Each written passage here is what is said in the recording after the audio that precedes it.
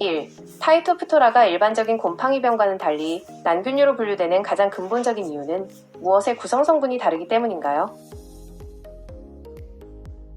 2. 파이토프토라가 물이 충분한 환경에서 수영하듯 움직여 새로운 뿌리를 찾아 감염을 일으키는 무성포자의 이름은 무엇인가요? 3. 건조, 추위, 영양 부족 등 환경이 불리해질 때 파이토프토라가 두꺼운 갑옷 같은 벽을 만들고 휴면 상태로 전환하여 수년간 생존하게 하는 포자는 무엇인가요?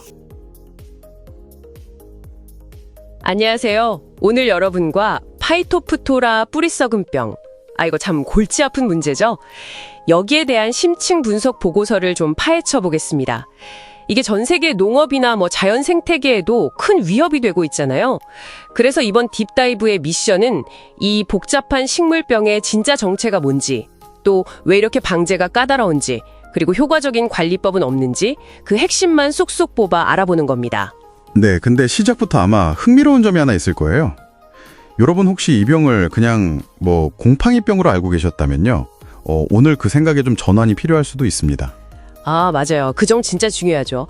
보통 식물병 하면 그냥 다 곰팡이 이렇게 생각하기 쉬운데 이 파이토프토라는요. 사실 진균, 그러니까 곰팡이가 아니에요.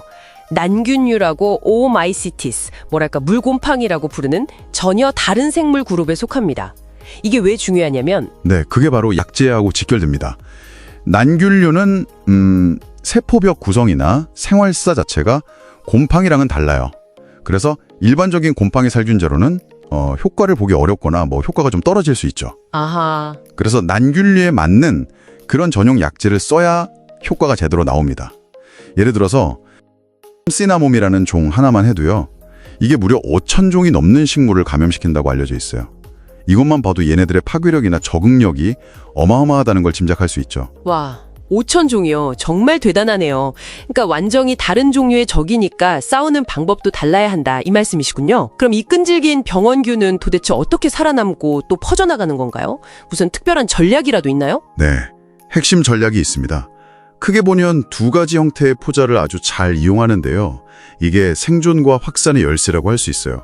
먼저 물이 좀 충분한 환경에서는 마치 수영선수처럼 편모를 이용해서 막 헤엄쳐 다니는 유주포자라는 걸 만듭니다. 얘네들이 물속을 헤엄쳐 다니다가 식물 뿌리를 딱 찾아내서 감염을 시키는 거죠. 유주포자? 네. 그래서 물이 많은 환경, 특히 토양에 물이 많고 배수가 잘 안 되는 조건이 발병에 절대적으로 중요합니다. 물속에서 완전 공격적인 수영선수군요. 그럼 반대로 물이 없거나 환경이 좀 안 좋을 때는요? 그냥 포기하나요? 아니요, 절대 그렇지 않죠. 오히려 그럴 때를 대비한 생존 전략이 어떻게 보면 더 무서운데요. 건조하거나 날씨가 춥거나 아니면 영양이 부족하거나 이렇게 환경이 불리해지면 후벽포자라는 걸 만듭니다. 얘네들은 아주 두꺼운 벽, 갑옷 같은 걸 입고 있어서 휴면 상태로 들어가는 포자예요. 휴면 포자요? 네. 이 상태로 토양 속에서 몇 년 동안이나 생존하면서 좋은 환경이 올 때까지 기다릴 수가 있어요. 와, 몇 년씩이나요? 네. 이것 때문에 한 번 병이 발생했던 곳에서는 완전히 뿌리 뽑기가 정말 어려운 겁니다. 이야, 진짜 끈질기네요. 공격할 땐 유주포자, 버틸 땐 휴면포자. 이 이중 전략 때문에 진짜 까다로운 거군요. 맞습니다. 그 이중 전략이 파이토프토라를 정말 방제하기 어려운 상대로 만드는 거죠. 그럼 한번 발생한 밭이나 정원 같은 곳은 계속해서 문제가 될 가능성이 크다는 거네요. 결국엔 환경관리, 특히 물이란 토양관리가 중요해지겠어요? 바로 그겁니다. 파이토프토라 발병의 가장 결정적인 환경 요인을 딱 하나 꼽으라면 단연 수분 조건이에요. 배수가 잘 안 되거나 물에 자주 잠기는 토양이 있잖아요. 이런 곳은 유주포자가 헤엄쳐 다니기 딱 좋은 환경을 만들어줄 뿐만 아니라 식물 뿌리 자체에도 스트레스를 줘서 병에 대한 저항력을 확 떨어뜨립니다.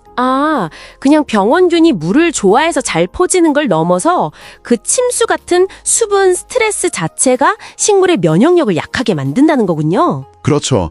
그리고 또 단단하게 굳은 토양 역시 뿌리가 제대로 숨쉬고 활동하기 어렵게 만드니까 감염에 더 취약해지는 거고요. 이야, 이건 정말 중요한 포인트 같은데요.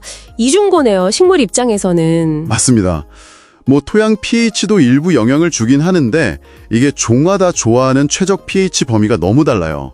어떤 종은 pH 5를 좋아하고 어떤 건 pH 9를 좋아하고. 아, 범위가 그렇게 넓어요? 네. 그래서 pH 조절만으로는 사실 한계가 좀 명확하고요. 물론 특정 종이 문제되는 특수한 상황이 아니라면 일반적으로는 근본적으로 배수 관리를 잘해서 토양에 물이 너무 많지 않게 하는 것. 이게 훨씬 중요하고 효과적인 예방책입니다. 그렇군요. 그렇게 끈질기게 살아남고 또 물을 통해서 퍼진다면 식물에게는 이게 어떤 신호로 나타나나요? 뭐 감염되면 바로 겉으로 티가 나는 편인가요? 아, 그게 또 문제입니다. 이 감염이라는 게 보통 눈에 잘 보이지 않는 잔뿌리에서 시작되거든요. 거기서부터 점점 큰 뿌리로 퍼져나가면서 뿌리가 시커멓게 흑갈색으로 썩어 들어가는데 우리가 보는 지상부, 그러니까 잎이나 줄기에 증상이 나타나는 건 그 뿌리 피해가 상당히 진행된 이후인 경우가 많아요. 아, 속도가 좀 다르다고 들었던 것 같은데요. 흑묘목 같은 경우는 감염되면 뭐 몇 주 만에 그냥 확 시들거나 죽을 수도 있는데 큰 나무들은 훨씬 만성적으로 진행됩니다. 감염되고 나서도 겉으로는 몇 년 동안 거의 멀쩡해 보이다가 한 3년에서 길게는 10년에 걸쳐서 서서히 나무가 약해지고 결국엔 죽음에 이르기도 하죠. 와, 3년에서 10년이요. 어휴, 그럼 겉으로 멀쩡해 보여도 속으로는 병이 계속 깊어지고 있을 수 있다는 거네요. 그럼 잎이 좀 작아지고 누렇게 뜨거나 가지 끝이 마르는 그런 증상이 보일 때는 이미 좀 손쓰기 어려울 수도 있겠군요. 네, 그런 경우가 많죠. 물론 뭐 딸기 같은 경우엔 뿌리 중심부가 붉게 변하는 적심병, 레드스틸이라고 하죠. 그런 특징적인 내부 증상도 있긴 하지만 대부분은 뿌리를 직접 파보지 않고서는 정확히 알기가 어렵습니다. 그럼 언제 개입해야 하는가? 이게 정말 중요해지겠네요. 네, 그래서 중요해지는 질문이 바로 그거죠. 증상이 명확해졌을 때는 이미 늦은 경우가 많으니까요. 그래서 조금이라도 의심이 되면 뿌리목 주변을 좀 파서 확인해 본다거나 정밀 진단이 필요할 수도 있고 무엇보다 예방이 핵심이 되는 겁니다. 네, 예방이 핵심이다. 그럼 구체적으로 어떤 방법들을 좀 통합적으로 써야 할까요? 여기서 그 통합적 병해충 관리, IPM 개념이 중요해지겠네요. 네, 그렇습니다. IPM 관점에서 보면 가장 중요한 것은 그러니까 재배 환경을 관리하는 거예요. 배수 시설을 정말 철저히 하고 두둑을 좀 높여서 재배하고 또 나무나 모종을 심을 때 그 뿌리목 있잖아요. 줄기랑 뿌리가 만나는 부분, 거기가 흙에 너무 깊게 묻히지 않도록 심는 것. 이게 기본 중의 기본입니다. 아, 과습한 환경 자체를 만들지 않는 거군요. 네, 그게 최우선이죠. 환경 개선이 첫 단추네요. 그럼 여기에 어떤 것들을 좀 더해야 할까요? 여기에 이제 난균류 전용 살균제를 사용해야 하는데 이것도 한 가지만 계속 쓰면 약제의 저항성이 생길 수 있으니까 반드시 다른 계통의 약제와 번갈아 가면서 교호 살포를 해야 하고요. 그리고 토양 환경을 좀 좋게 만들고 병원균을 억제하는 데 도움이 되는 기랑 미생물, 예를 들면 트리코데마 같은 유익균을 활용하는 생물학적 방제도 있고요.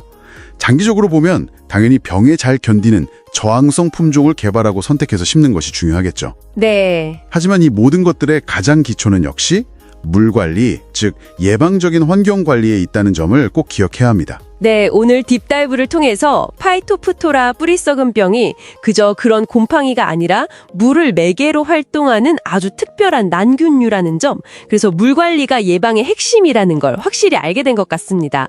아, 그리고 그 긴 잠복기하고 끈질긴 생존력 때문에 한 번 발생하면 관리가 정말 까다롭다는 것도요. 네, 마지막으로 여러분께 좀 생각해 볼 질문 하나를 던지면서 마무리하고 싶습니다. 요즘 기후변화 때문에 예측하기 어려운 폭우나 가뭄이 잦아지면서 토양의 수분 조건이 급격하게 변하고 있잖아요. 이런 변화 속에서 파이토프토라의 위협은 앞으로 어떻게 달라질 수 있을까요? 그리고 우리는 기존의 방제 전략을 넘어서서 어떤 새롭고 좀 더 회복력 있는 접근법을 고민해야 할까요? 이 질문에 대한 답을 찾아가는 여정에 오늘 저희 딥다이브가 작은 실마리라도 되었기를 바랍니다. 1.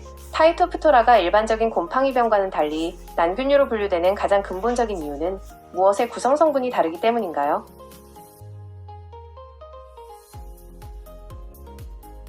2. 파이토프토라가 물이 충분한 환경에서 수영하듯 움직여 새로운 뿌리를 찾아 감염을 일으키는 무성포자의 이름은 무엇인가요?